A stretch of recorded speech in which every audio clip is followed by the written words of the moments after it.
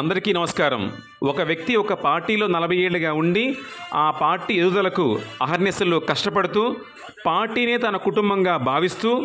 బాబుగారిని తన గురువుగా పూజిస్తూ ఎలాంటి పదవులకు తలవంచక పార్టీ ఎదుగుదలనే తన ఎదుగుదలగా భావిస్తూ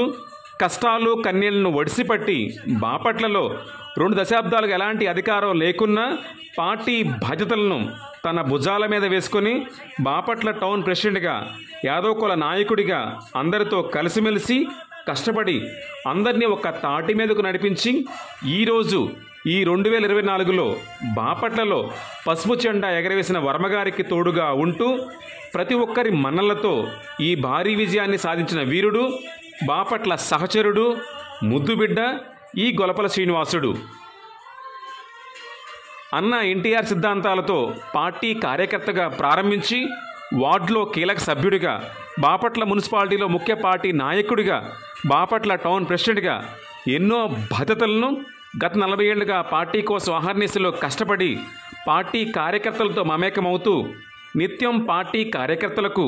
తోటి నాయకులకు అందుబాటులో ఉంటూ పార్టీ సిద్ధాంతాలకు కట్టుబడి ఎన్నో అవమానాలు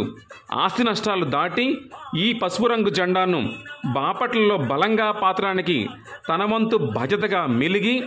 ఈరోజు ఇందరి కళ్ళల్లో పసుపు రంగు నింపిన మన ప్రియతమ నేత ఎంత ఎత్తుకు ఎదిగినా ఒదిగి ఉండే నిలువెత్తు సాక్షాత్కారం ఈ గొలపల శ్రీనివాసుడు. ఇంకా ఎన్నో విజయాలు మీ చేతుల మీద గుండా బాపట్లలో జరగాలి, బాపట్ల ప్రజలు మీ చేతుల మీద గుండా జరిపిస్తారు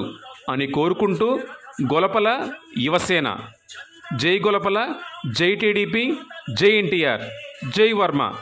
జై బాపట్ల.